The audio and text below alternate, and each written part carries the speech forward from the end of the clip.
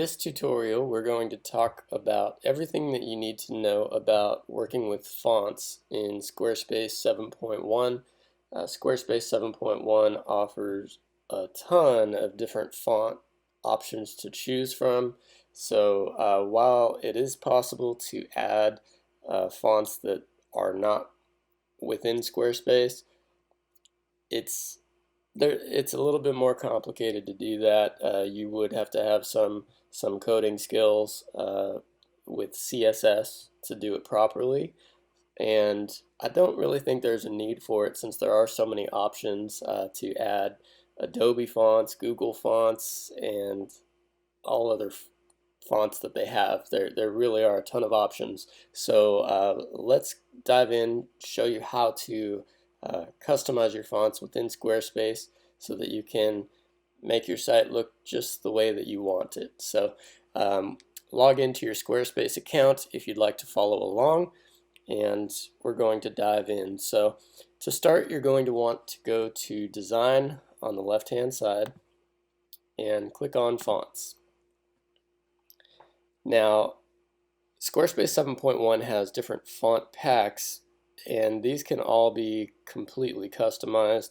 So let's just take a look. On this site, I've already got some custom font pairings that I'm using, but I'll just show you how you can go about switching those out. So if you click switch here, you'll see all of these different font packs, and we've got three categories: sans serif. Basically, these are the fonts that don't have the little feet and tails that you'll see on the more fancy, like newspaper type fonts. So that's sans serif. Serif, you'll see they've got these little feet here and little tails. So that's the difference between sans serif and serif, and then you have mixed, where you combine the two. Now you can scroll through these and maybe you think, I don't know, I think I want something different. For example, I'm not seeing any options for any kind of handwritten fonts like what I have here. So for that, you need to search a little bit more. So I'm going to go back and I'm going to show you. Basically, you would just select any of those font packs, and then you can customize it. So down here you could see you have global text styles. So if you click on headings, you can choose the family that you want for your headings, and your font pack will only give you a couple options. You can then browse all fonts, and you can see you can either search fonts if you have a specific one that you want, you like, and you're hoping that it's in here. There's a good chance it might be, so you can search, or you could just kind of scroll through and try to find the font that looks like what you want. So a good way to do this, if you are familiar with Adobe fonts, Adobe has a lot of nice fonts, as well as Google. So if you go directly to those sites, you can search within their websites for the fonts. It's a little bit easier to find what you're looking for if you're not really sure. So it's fonts.adobe.com or fonts.google.com, I believe, and you can more easily find the style of font that you're looking for, and then just search it right here. So I've already got the fonts that I want here, but you can see here I've got my family, Turbinado Pro. That's my cursive font for my headings. You can change the weight of it, so this just means the thickness. If I wanted a little more thin, I'd go to 300. A little more thick, I'd go to 700. The line height is the separation between lines when it has to break down to a new line if it's too wide. Letter spacing on a cursive font, you don't want to have your letters spaced apart, but sometimes you might want to increase your letter spacing.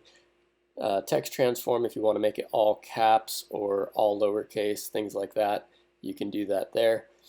And the size is these are relative sizes to your base size. So your heading 1, heading 2, heading 3, heading 4. I'm going to show you how you can adjust that.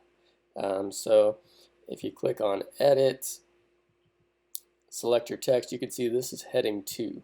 So heading 1, I can select right there. There's also some keyboard shortcuts if you're somebody that uses those. That's also available, which is pretty cool. And then let's go back. Just click on save.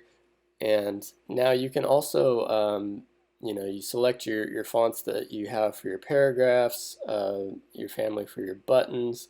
One thing I would recommend here is limit it to 2, at the very most 3, because the more fonts that you have on your website, the longer it's going to take your site to load. That's not good for search engine optimization. You want your site to load as fast as possible. So even if you had one font, that can work very well a lot of times. So and then you just have different weights for it. So like maybe your heading you have at a fatter weight, like a 700, and then your paragraphs maybe at a 300 or a 400 weight. That provides enough contrast, and it's only one font for the website to load, so it will load faster that way. If that style ends up working for you, that's a great way to go. Now you can also assign styles to certain sections. So your site title, you could see I have that as my cursive heading. Your site navigation, you just select what font style you want for your navigation. You can also make that custom if you wanted to choose a different font for that. But again, like I said, you do want to limit it to 2, at most 3 different fonts that you have on your site to make sure that your site is efficient at loading. So you can see you have all these different options, different controls that you have to specify what font you want where on your website. So Squarespace does give you a lot of control now over the use of fonts on your site. Let's talk about this base size. So your base size is the smallest size of your font. And if we go down to paragraphs, that's a good one to look at, because paragraphs are typically going to be the smallest font on your site. So your paragraph 3 is going to be your base size. So let's select paragraph 3 here, and I'm just going to click save so we can take a look at that. So paragraph 3, this is what Brandon Grotesque looks like at an 18 pixel size. So if I move this up, you'll see that it gets a little bit larger. So that's kind of how you want to set your base size, is look at that paragraph 3 and make sure that's legible. So you could go down, as small as 16, but probably wouldn't go any smaller than that. Just because you want to consider people that have some vision impairment. Maybe you can read a 16 pixel font with this Brandon Grotesque family, but maybe somebody else is struggling to read that, so you might want it to be a base size of 18 in this case. So something to consider. That right there is pretty much everything you need to know about working with fonts in Squarespace 7.1. Feel free to comment if you have any questions, or reach out to us on social media. Always happy to help. And check out squaredesignspace.com to get the latest plugins that we offer for Squarespace 7.1 and templates.